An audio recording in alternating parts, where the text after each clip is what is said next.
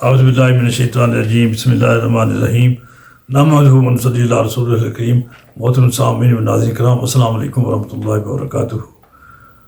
یوم علی کرم اللہ وجہہ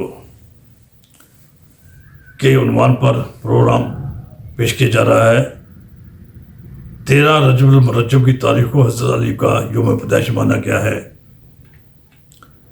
اس حوالے سے یوم علی پوری دنیا میں پاکستان میں بھی پروگرام پیش کیے جا رہے ہیں۔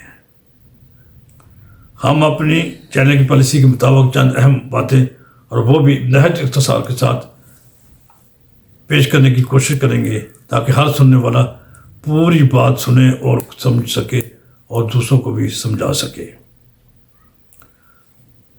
آپ رضی اللہ تعالیٰ عنہ کے یوم ولادت باسعادت کے حوالے سے آج کی اس بات چیت میں آپ کی شرکت یقیناً خوش قسمتی ہے، اور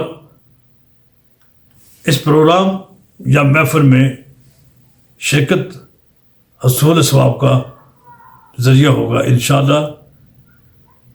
برادران ایمان، نہ صرف میرا بلکہ ہم سب کا یہ عقیدہ ہونا چاہیے کہ حضور خاتم الانبیاء صلی اللہ علیہ وسلم سے قریبی تعلق رکھنے والوں کی یاد میں جو محفل منعقد ہو، اس کے شرکاء پر اللہ کی نعمتوں کا نزول ہوتا ہے۔ اس حوالے سے آپ سب ناظرین و سامنے مبارکباد کے مستحق ہیں۔ حضرات گرامی قدر، حضرت علی ابن ابی طالب حضور نبی کریم صلی اللہ علیہ وسلم کے اعلان نبوت سے 10 یا 11 سال قبل مکہ معظمہ میں پیدا ہوئے۔ حضرت شاہ ولی اللہ محدث دہلوی رحمۃ اللہ علیہ اپنی مشہور کتاب ازارۃ الخفا میں حاکم کے حوالے سے یہ قول درج کرتے ہیں کہ آپ یعنی حضرت علی رضی اللہ تعالیٰ عنہ کی ولادت خانہ کعبہ میں یا بیت اللہ کے اندر ہوئی۔ آپ رضی اللہ تعالیٰ عنہ کے علاوہ مشہور صحابی رسول حضرت حکیم بن حزام رضی اللہ تعالیٰ عنہ جو ام المومنین حضرت خدیجہ الکبریٰ کے بھتیجے تھے کی ولادت بھی خانہ کعبہ یا بیت اللہ کے اندر ہوئی، اس پر بھی علماء کا اتفاق ہے۔ حضرت علی کرم اللہ وجہہ کے والد جناب ابو طالب نے آپ کا نام زید، آپ کی والدہ محترمہ فاطمہ بنت اسد نے اسد، لیکن نبی اکرم صلی اللہ علیہ وسلم نے آپ کا نام علی تجویز کیا، علی کے نام سے موسوم کیا، پھر یہی نام مروج ہوا۔ کم سنی میں حضور صلی اللہ علیہ وسلم نے اپنی آغوش شفقت میں حضرت علی کو لے لیا، چنانچہ حضرت علی رضی اللہ تعالیٰ عنہ رسول اللہ صلی اللہ علیہ وسلم کے زیر سایہ ہی پلے بڑے اور جوان ہوئے۔ جب رسول اللہ صلی اللہ علیہ وسلم نے اعلان نبوت فرمایا تو حضرت علی نے بچوں میں سب سے پہلے قریش کے بڑے مجمع میں کھڑے ہو کر آپ پر ایمان لانے کا اعلان کیا، اور پوری زندگی میں اسلام کی دعوت، نشر و اشاعت، تبلیغ و تعلیم میں رسول اللہ صلی اللہ علیہ وسلم کا ساتھ دینے کا بھی اعلان فرمایا، اور چشم فرق نے یہ دیکھا اور تاریخ نے باباؤں کی دوہر یہ گواہی دی کہ انہوں نے اپنے اس اعلان کو پورا کرنے میں کوئی کسر نہ اٹھا رکھی۔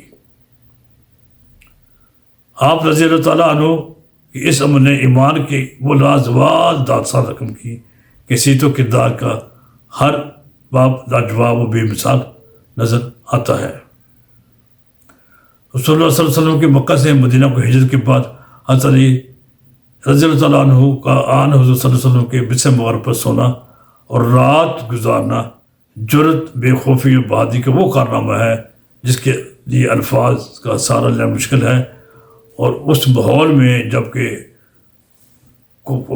کفاران قریش نبی صلی اللہ علیہ وسلم کے خون کے پیاسے تھے، ہر طرف فتنہ فساد برپا کی ہوتا مکہ معظمہ میں اور خوف و ہراس کی فضا تھی، تو حضرت علی نے کمال دیدہ دلیری سے آپ کے بسر مبارک پر رات بسر کی، اور رسول اللہ صلی اللہ علیہ وسلم کی ہجرت کر جانے کے بعد 3 روز تک آپ یعنی حضرت علی رضی اللہ عنہ مکہ معظمہ میں رہے، اور آپ نے نبی اکرم صلی اللہ علیہ وسلم کے پاس لوگوں کی جمع شدہ امانتوں ان کو واپس ان کے مالکوں تک پہنچانے کے بعد آپ مدینہ شریف تشریف لے گئے۔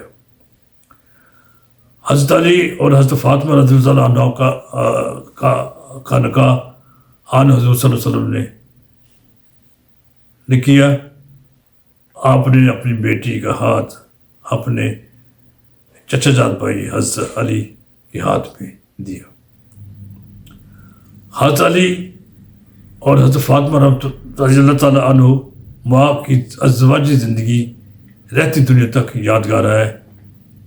میاں اور بیوی کی رفاقت کا جو نمونہ اس گھرانے نے پیش کیا، اس کی مثال اور کہیں نہیں ملتی۔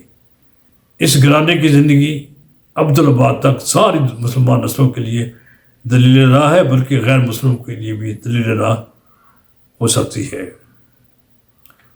درویشانہ زندگی، فقر و فاقہ ان کا طرح امتیاز رہا۔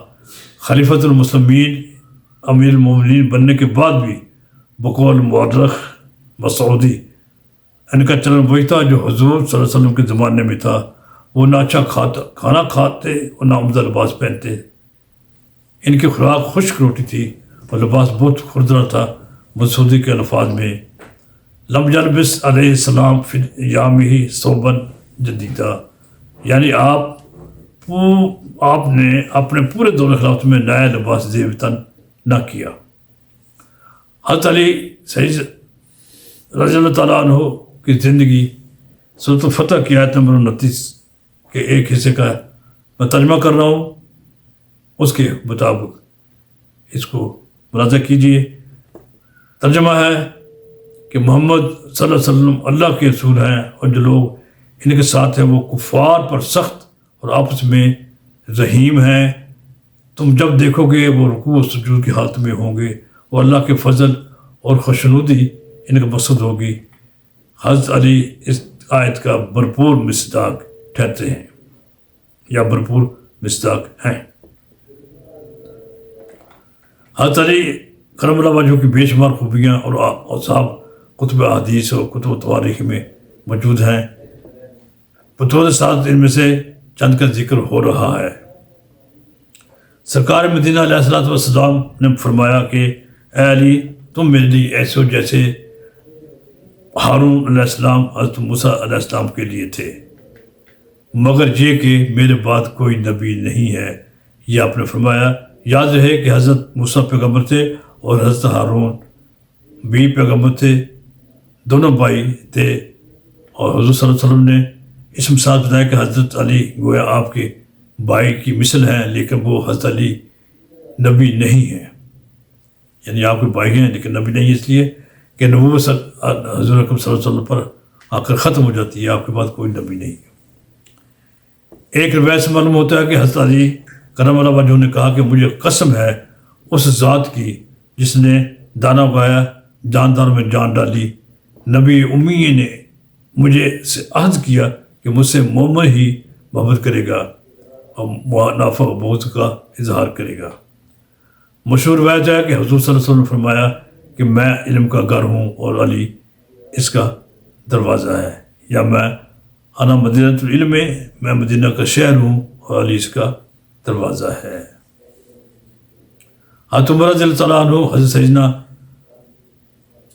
علی رضی اللہ تعالیٰ عنہ کی تمام صلاحیتوں کو تسلیم کرتے تھے۔ اس وجہ سے حضرت سیدنا عمر رضی اللہ تعالیٰ عنہ نے فرمایا کہ اگر آج علی نہ ہوتے تو عمر ہلاک ہو جاتا، یا آپ نے اپنے خلافت کے دور میں حضرت علی کی مشاورت کو موقع بہ موقع اہم امور میں مشاورت کو سامنے رکھ کر یہ آپ نے حضرت علی کو خراج تحسین پیش کیا۔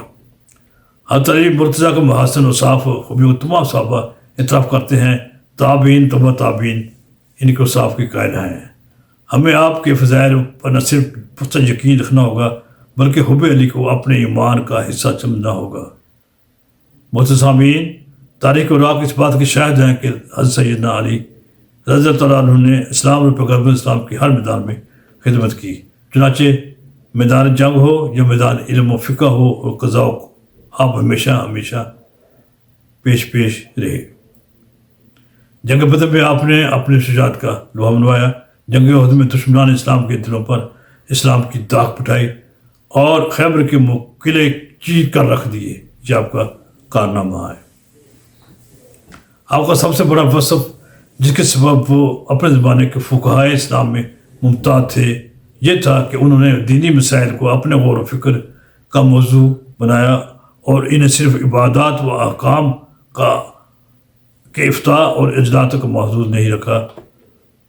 ان کے زمانے میں اگرچہ حضرت عبداللہ بن مسعود ایسے فقہاء میں سے تھے جو اپنی جد و جہد دینی عبادات کی صرف پر مرکوز رکھتے اور احکام کی استنباط میں قرآن و سنت کی رائے مرہوز رکھتے تھے، لیکن حضرت علی رضی اللہ تعالیٰ عنہ کا امتیاز یہ تھا کہ انہوں نے فقہ کو خالص تحقیق و تدقیق کے سانچے میں ڈالا، یعنی مکمل ریسرچ کے انداز سے لیا اور احکام و مسائل کے گہرائی میں جا کر خالص علمی طریقے پر مطالعہ کیا تاکہ امت مسلمانوں کو ترقی نصیب ہو اور مسلمانوں کو فلاح و بہبود بھی ملے اور دنیاوی اور دینی معاملات میں صحیح اتحاد حاصل ہو۔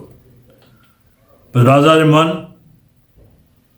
بلا خوف تردید یہ بات کہی جا سکتی ہے کہ حضرت سیدنا علی رضی اللہ تعالیٰ عنہ بلند پایا ادیب، مفکر، خطیب، مفتی، حکیم، مجاہد اور مشیر ہونے کے علاوہ مجتہد بھی تھے۔ وہ حتی الوسع مسائل میں اجتہاد سے کام لیتے تھے، چنانچہ انہوں نے متعدد امور و مسائل میں قیاس و اجتہاد سے کام لیا اور اجتہاد کے ایسے اصول وضع کیے جو ہر دور میں مجتہد یعنی اجتہاد کرنے والوں کے لیے نشان نور ہیں۔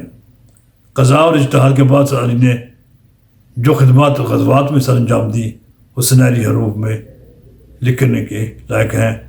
بدر ہو، احد ہو، خندق کا، بنی قریظہ کا مارکہ ہو، حنین کا مارکہ میں آپ نے حضور اکرم صلی اللہ علیہ وسلم کے ساتھ مل کر بہادری کے جوہر دکھائے اور فتح خیبر کا سرا انہی کے حصے میں آیا کہ انہوں نے جو قلعے تھے ان کو چیر پھاڑ کر رکھ دیا۔ سیدنا علی کے حصے میں حضور صلی اللہ علیہ وسلم کے غسل اور تجسد تفقین کی ساتھ بھی آئی۔ آپ نے اپنی بصیرت کے پیش نظر خانہ جنگیوں اور اندرونی خلفشار کے باوجود اسلامی حکومت کی سرحدوں پر نظر رکھی۔ سیستان، سینٹرل ایشین ممالک اور کابل میں فتوحات حاصل کی۔ کابل افغانستان کا دارالخلافہ ہے، ہمارے مغرب میں پڑوس میں واقع ہے۔ یہاں تک آپ کے دور میں مسلمانوں کی حکومت، مسلمانوں کو اقتدار حاصل ہوا۔ آپ رضی اللہ تعالیٰ عنہ کا ایک شاندار کارنامہ یہ ہے کہ آپ نے نظام خلافت، فوج اور شعبہ مال میں اصلاحات کی، عمار کی اخلاقی نورانی کے نظام کا اہتمام کیا، بیت المال کی سخت حفاظت کی، جمعیت سے نرمی اختیار کی، عدل الانصاف کو عام کیا۔ اللہ تعالیٰ ہمیں حضرت علی رضی اللہ تعالیٰ عنہ کی زندگی سے سبق سیکھنے اور اس سے رہنمائی حاصل کرنے کی سعادت بخشے، ہمیں سیدھی راہ پہ رکھے، ہماری امت پر جو مشکل وقت پڑا ہے اللہ تعالیٰ اس میں آسانی پیدا فرمائے، اپنے حبیب کے صدقے ہماری کوتاہیوں سے درگزر فرمائے، آمین یا الہ العالمین۔ والسلام علیکم ورحمۃ اللہ وبرکاتہ۔